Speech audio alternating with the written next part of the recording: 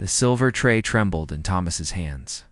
He stood frozen outside the palace kitchen door, his heart pounding so hard he thought it might break through his chest. What he had just heard couldn't be real. It couldn't be true. But the voices on the other side of that door had been clear. Cold, deliberate. Someone was planning to poison the king. Thomas had been a royal guard for 11 years. He had walked these marble hallways 1,000 times. He knew every painting, every statue, every crack in the ancient stone. But he had never felt fear like this. His uniform suddenly felt too tight. His mouth was dry. The corridors seemed darker than usual, even though the afternoon sun streamed through the tall windows. He had only stopped by the kitchen to collect tea for the West Wing guards. A simple task. Nothing unusual. But when he reached for the door handle, he heard her voice. The Queen Consort, Camilla. And she wasn't alone. Thomas pressed himself against the wall beside the door. His breathing was shallow. He could still hear them talking inside. The conversation was muffled now, but moments ago it had been perfectly clear. Camilla had been discussing a powder, something tasteless, something that would make it look natural. And she had mentioned the king's evening meal. His mind raced. Should he burst in? Should he run to the head of security? Should he find the king immediately? But what if he was wrong? What if he had misunderstood? Accusing the Queen Consort of treason was not something a guard could take back. One mistake and his career would be over. Or worse, the kitchen door suddenly swung open. Thomas jumped back. A young servant girl stepped out carrying a basket of bread. She looked at him strangely. He forced a smile and nodded. She walked away, glancing back once with suspicion in her eyes. Thomas exhaled slowly. His hands were still shaking. He needed to think. He needed to be smart about this. If what he heard was real, then the king's life was in immediate danger. But if he acted rashly, he could create chaos for nothing. Before you go further into this story, if you love real emotional tales that keep you on the edge of your seat, make sure to subscribe and hit the bell icon so you never miss a story like this one. Thomas straightened his uniform and walked away from the kitchen. His boots clicked against the polished floor. Every step felt heavy. He needed proof. He needed to know for certain what was happening before he could act. But time was running out. It was already 3 in the afternoon. The king always dined at 7 for hours. That's all he had. He turned the corner and nearly collided with another guard. Marcus, a friend. Someone he trusted. But could he risk telling him? Could he risk telling anyone? If Camilla really was behind this, she had power, resources, people loyal to her. One wrong word to the wrong person, and Thomas might disappear. He nodded at Marcus and kept walking. His mind was spinning. He thought about his wife, his 2 daughters. What would happen to them if this went wrong? But then he thought about the king, a good man, a fair ruler, someone who didn't deserve to die from poison in his own home. Thomas made his decision. He would investigate quietly, watch the kitchen, follow the evening meal preparation, and if he saw anything suspicious, anything at all, he would act, even if it cost him everything. He just hoped he wasn't already too late. Thomas spent the next hour moving through the palace, like a shadow. He checked the guard rotation schedules. He studied the kitchen staff roster. He memorized who would be on duty during dinner preparation. Everything had to look normal. No one could suspect what he was doing. At 4:30, he positioned himself near the servants' entrance. From there, he had a clear view of everyone entering and leaving the kitchen wing. His hand rested on his radio, but he kept it silent. He couldn't risk anyone asking questions over the comes. A delivery cart rolled past. Vegetables from the palace gardens, then another cart with fresh fish. Normal activity. Nothing strange. But Thomas's nerves were wound tight. Every face looked suspicious. Every movement seemed calculated. Then he saw her. Camilla walked down the corridor with 2 ladies in waiting. She wore a cream-colored dress and pearl earrings. Her expression was calm, pleasant. She smiled at a passing servant. To anyone else? She looked like exactly what she was supposed to, be the king's wife, graceful, refined, beyond suspicion. But Thomas knew better now. He watched her disappear around the corner, and his stomach turned. How could someone plot murder and then walk through the palace like nothing was happening? How could she smile and nod while planning to kill her own husband? He thought back to what he'd heard through that kitchen door. The conversation had been brief but clear. Camilla had spoken to someone about a powder. She had said it would dissolve completely. She had said no one would suspect anything. And she had mentioned the king's favorite dish, roasted lamb with rosemary. Thomas checked his watch. 5 o'clock, 2 hours until dinner. He needed to get closer to the kitchen. He needed to see who was preparing the meal and what they were adding to it. He walked casually toward the main kitchen entrance. 2 other guards stood nearby, chatting about the football match from last night. Thomas joined them, pretending to care about the score. But his eyes never left the kitchen doors. At 5:15, the head chef arrived. Richard, a stern man in his 60s, who had served the royal family for decades.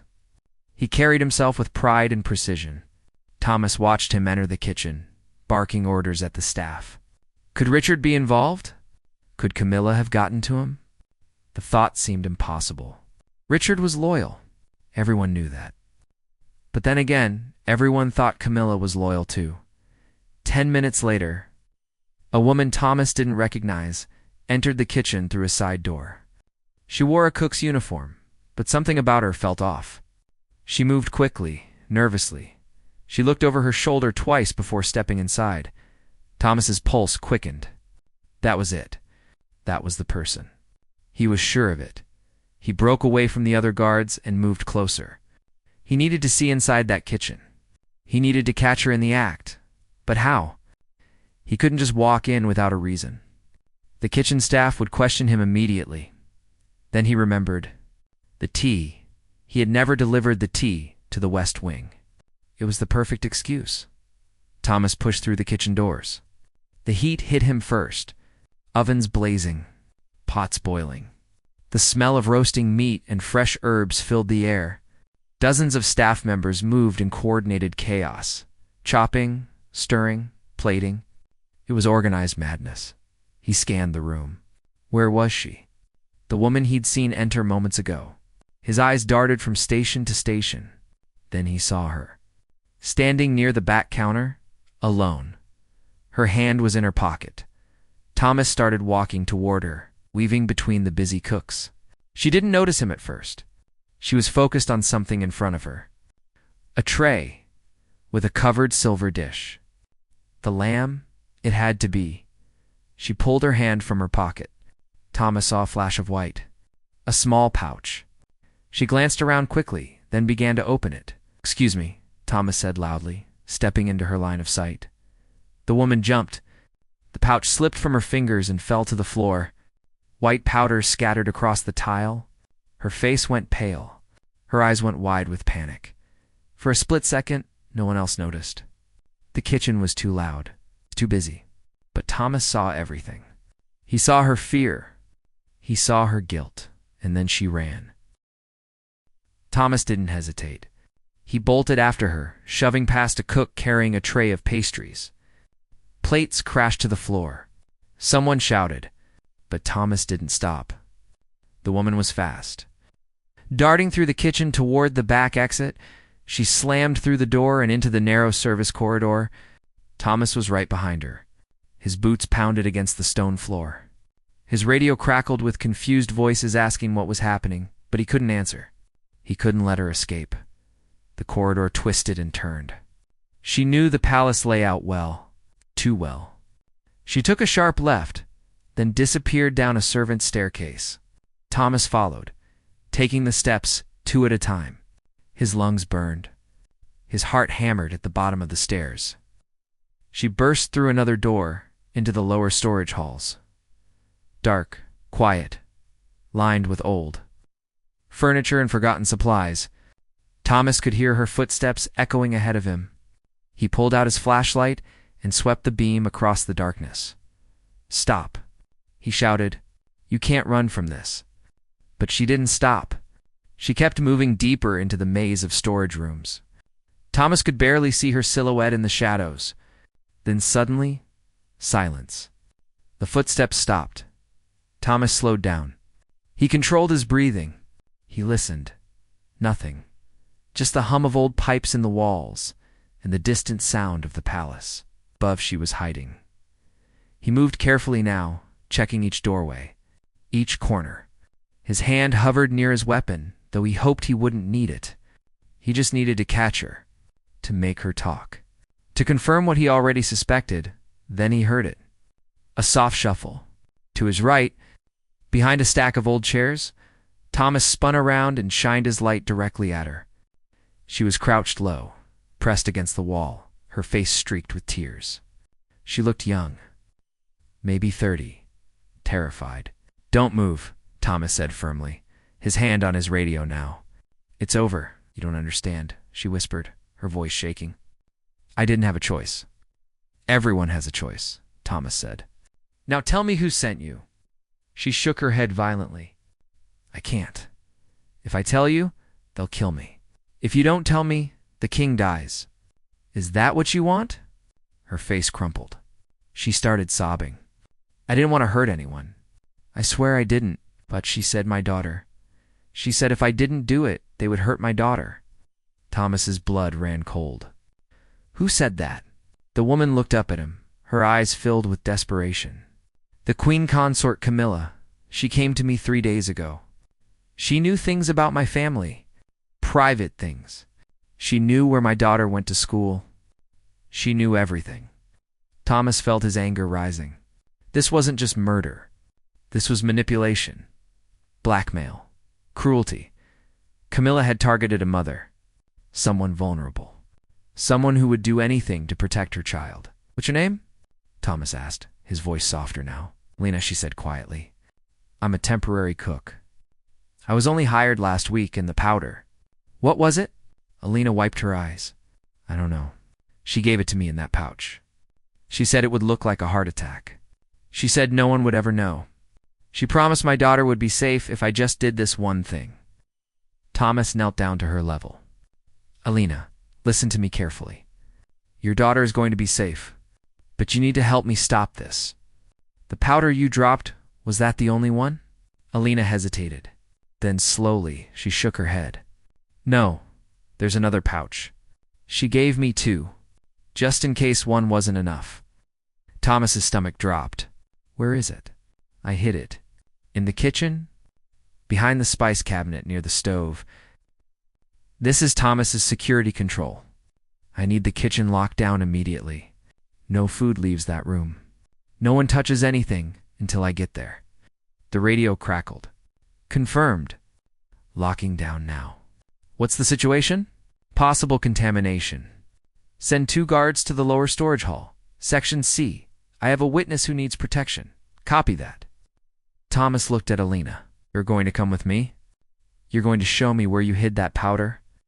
And then you're going to tell the head of security everything Camilla said to you. Can you do that?" Alina nodded, still trembling. "Will my daughter really be safe?" "I promise you," Thomas said. "We'll make sure of it." Gosh. As they climbed back up the stairs, Thomas's mind raced. He had the evidence now. He had the witness. But confronting Camilla was going to be the hardest part. She wasn't just anyone. She was the Queen Consort. Accusing her would shake the entire palace, maybe even the entire country. But the truth was the truth, and the king deserved to know who was trying to kill him. The kitchen was sealed when they arrived. 2 guards stood at each entrance, arms crossed, faces serious. Inside, the staff huddled together nervously, confused and frightened. The head chef Richard looked furious, demanding to know why his kitchen had been shut down. Thomas guided Alina through the door. Every eye turned toward them. The room went quiet except for the hiss of a forgotten pot on the stove. "Where?" Thomas asked her quietly. Alina pointed toward the far wall. "The spice cabinet." Thomas walked over with her, moving carefully around the prep stations and counters. The other guards followed close behind. Alina reached behind the cabinet, her hand disappearing into the narrow gap between it and the wall. She pulled out a small cloth pouch, identical to the one she had dropped earlier. She handed it to Thomas with shaking fingers. "This is it," she whispered. Thomas held the pouch carefully, as if it were a live grenade. In a way it was. This tiny bag held enough power to kill a king and destroy a nation's stability.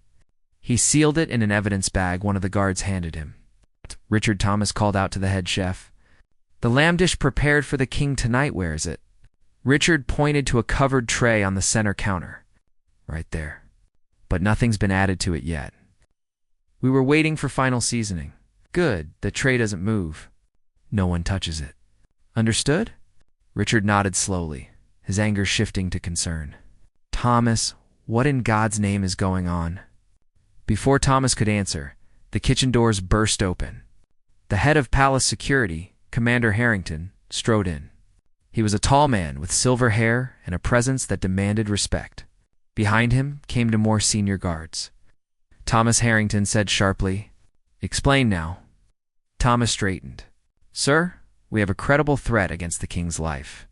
This woman, Alina, was blackmailed into attempting to poison His Majesty's dinner. I have the poison here, and I have her testimony implicating the Queen Consort." The room erupted. Gasps, whispers, shocked faces. Richard stumbled backward, gripping the counter for support. One of the younger cooks started crying. Harrington's face remained stone cold. "That's an extraordinary accusation, Thomas. You understand what you're saying?"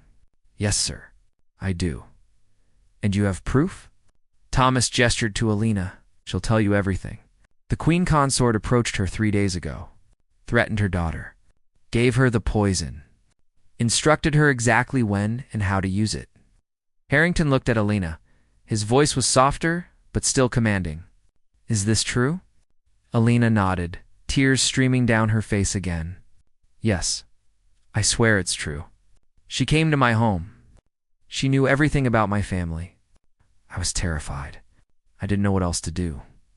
Harrington was silent for a long moment. Then he turned to one of his guards. "Take her to the secure holding room. Gently.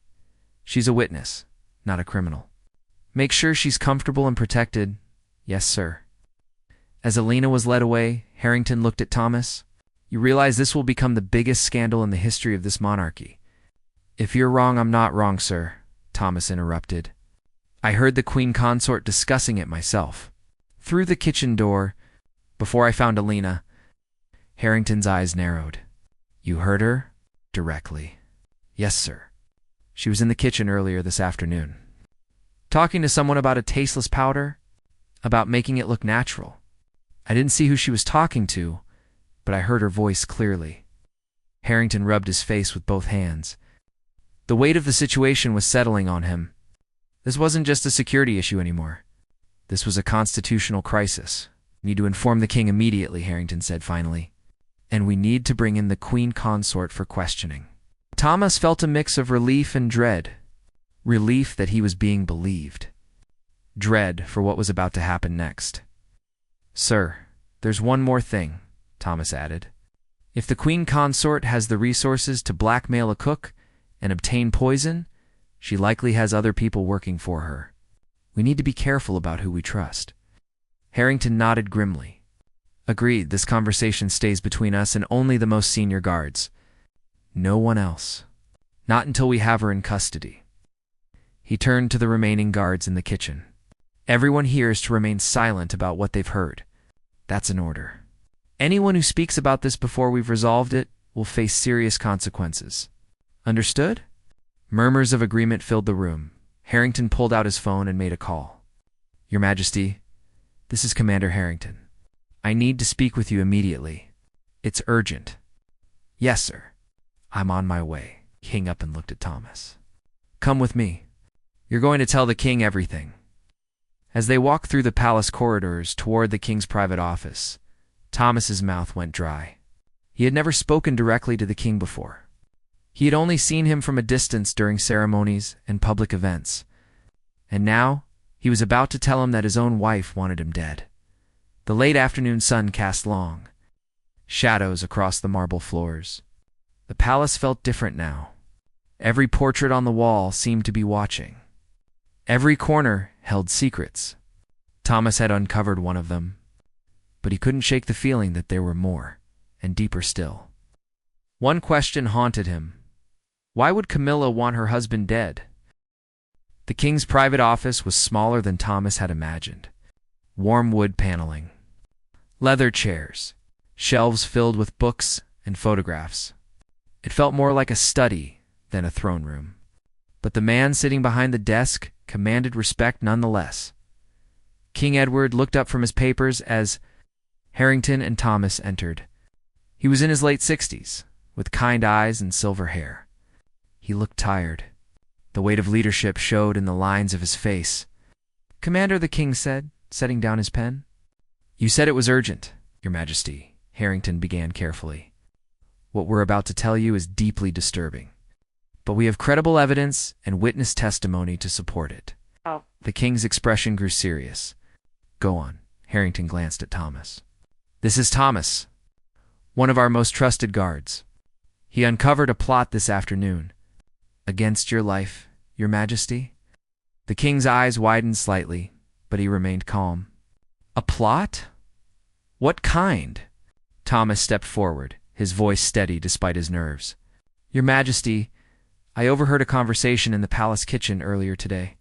Someone was discussing poison, a powder that could be added to your dinner tonight. I investigated and caught a temporary cook named Alina, who was blackmailed into carrying out the act." "Blackmailed by whom?" the king asked quietly. Thomas hesitated. This was the moment that would change everything. "The Queen Consort, Your Majesty, by your wife." The silence that followed was suffocating. The king stared at Thomas as if he hadn't heard correctly. Then he looked at Harrington. Then back at Thomas. "That's impossible," the king said softly. "Camilla would never weave the poison, sir," Harrington interrupted gently. "We have the witness." And Thomas overheard the Queen Consort herself discussing the plan. The king stood up slowly, his hands gripping the edge of his desk. His face had gone pale. "There must be some mistake, some misunderstanding." "I wish there were, Your Majesty," Thomas said. "But I know what I heard." And Alina confirmed everything. "The Queen Consort approached her 3 days ago, threatened her daughter, gave her explicit instructions." The king turned away, facing the window. He stared out at the palace gardens, his shoulders tense. For a long moment, no one spoke. Thomas could hear the distant sound of birds outside, the ticking of a clock on the wall. "Why?" the king finally said, his voice barely a whisper. "Why would she do this?" Harrington stepped closer. "We don't know yet, Your Majesty, but we need to bring her in for questioning. We need to get to the truth." The king closed his eyes. Thomas saw the pain on his face. This wasn't just a security matter for him. This was betrayal. This was heartbreak. His wife. The woman he had chosen to spend his life with. The woman who stood beside him at every public event, who smiled at him across the dinner table. "Do you have children, Thomas?" the king asked suddenly, still facing the window. "Your Majesty?" "2 daughters." "Then you understand trust. You understand what it means to build a life with someone, to believe in them completely." Paused. "I trusted her." "I know, sir," Thomas said quietly. The king turned around. His eyes were wet, but his voice was firm. "Bring her here. I want to hear it from her myself." Harrington nodded. "Are you certain, Your Majesty? This could be bring her here," the king repeated. "That's an order." 15 minutes later, Camilla entered the office. She looked confused, glancing between the 3 men. "Edward, what's this about?" "They said you needed to see me urgently." The king studied her face. Thomas watched him, searching for signs of guilt, signs of deception. But Camilla looked genuinely puzzled. "Camilla," the king said slowly, "did you visit the palace kitchen 3 days ago?" Her confusion deepened. "The kitchen? No, why would I?" "Did you approach a woman named Alina? A temporary cook?" "I don't know anyone named Alina." "Edward, what is going on?" Thomas stepped forward. "Your Majesty, I heard you. This afternoon. Talking about poison, about making it look natural." Camilla's eyes went wide. She looked at Thomas as if he had lost his mind. What? That's absurd.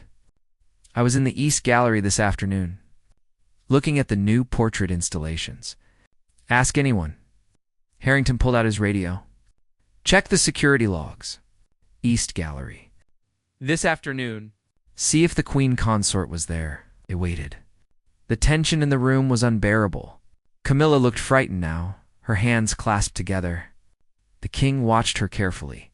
The radio crackled. Security confirms. Queen Consort was in the East Gallery from 3 to 4:30. Multiple witnesses. Thomas felt his stomach drop. That was exactly when he had heard the conversation in the kitchen. But if Camilla was in the East Gallery, then who did I hear? Thomas said aloud. Harrington's face hardened. Someone who wanted us to think it was the Queen Consort. Now the king's expression shifted from pain to anger. Someone is setting her up. Camilla sank into a chair, her face pale. Who would do this? Who would want to kill you and blame me? No one had an answer. But suddenly, the mystery had become even darker. This wasn't just an assassination attempt. This was an elaborate frame. Someone wanted the king dead and the Queen Consort destroyed, and they had almost succeeded. Harrington immediately ordered a full security lockdown. No one entered or left the palace. Every staff member was accounted for.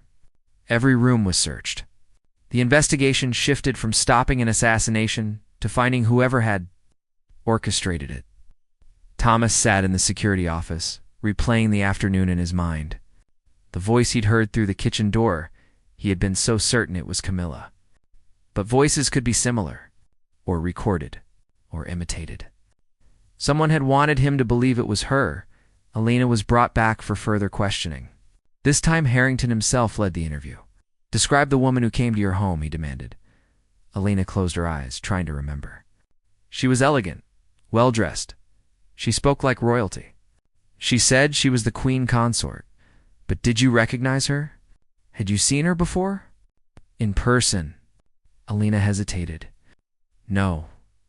I'd only seen pictures in the newspapers. But she looked like the pictures. She had the same hair. The same jewelry? Thomas leaned forward. Could it have been someone impersonating her? Elena's face crumpled with doubt. I don't know. She seemed so real, so confident. She knew things only someone with power could know. Harrington stood up and paced. Information can be obtained. Appearances can be copied. We're looking for someone with access to palace intelligence. Someone who could track staff members and their families. Someone who could move through the palace without raising suspicion. Thomas felt a chill. That's someone on the inside. Someone close. The investigation intensified over the next few hours. Security footage was reviewed. Staff backgrounds were checked, and slowly, a pattern emerged. Several times over the past month, someone had accessed restricted personnel files, always late at night, always from the same terminal in the administrative wing. The terminal belonged to Lady Margaret, one of Camilla's senior ladies in waiting, a woman who had served the royal household for 15 years, trusted, respected, above suspicion, until now. When guards arrived at her residence within the palace grounds, they found her packing. A single suitcase lay open on her bed. She didn't run. She didn't resist.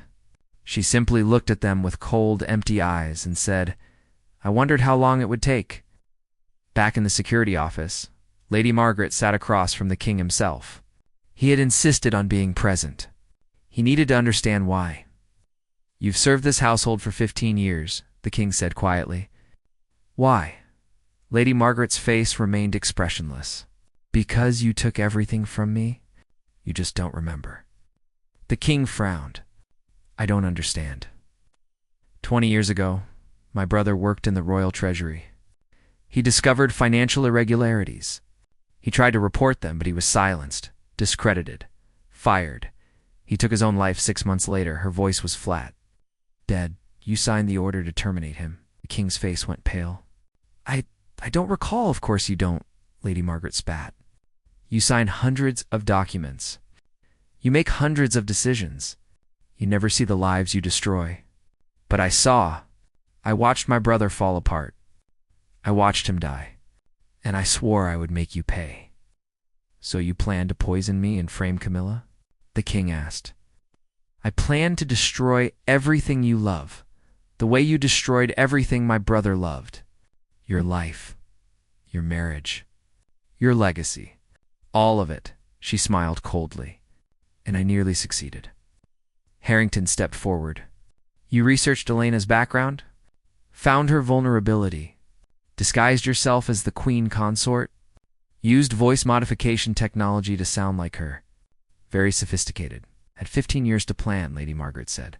15 years to learn every corner of this palace, every weakness, every opportunity. The king looked at her with sadness rather than anger. Your brother's case? What was his name? David Fletcher. I'll have it reviewed. If there was an injustice, I'll make it right. Lady Margaret laughed bitterly. It's too late for that. He's dead, and I'll spend the rest of my life in prison. There's no making this right. She was led away in handcuffs. The king remained seated, staring at the empty chair across from him. Harrington stood beside him silently. I never knew, the king said softly. About her brother. About any of it.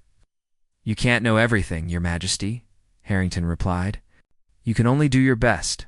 The king nodded slowly. Then he looked up at Harrington. Where's Thomas? The guard who discovered this? Probably back at his post, sir. Bring him here. When Thomas arrived, the king stood and extended his hand. Thomas shook it, overwhelmed. You saved my life today, the king said. And you protected my wife from being falsely accused. The crown owes you a debt. Thomas shook his head. I was just doing my duty, Your Majesty. No, you went beyond duty. You risked your career, your reputation, because you believed in doing what was right. The king smiled faintly. That's rare and valuable. Thomas left the office feeling lighter than he had all day. The danger was over. The truth had been revealed.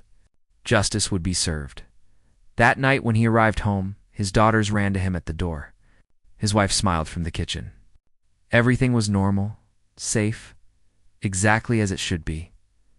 But Thomas knew something now that he hadn't known before. Evil could hide anywhere, even in the most beautiful palaces, even behind the most trusted faces. And sometimes all it took to stop it was one person willing to listen, willing to act, willing to stand up for the truth. He hugged his daughters tight and thought about Alina and her daughter, now safe and protected by the crown. He thought about Lady Margaret, consumed by grief and revenge. And he thought about the king, a good man who had nearly lost everything because of a tragedy he didn't even remember. The world was complicated. Justice wasn't always simple. But on this day, in this palace, the right thing had been done. And tomorrow, Thomas would go back to walking those marble hallways, watching, listening, protecting, because that's what guardians do.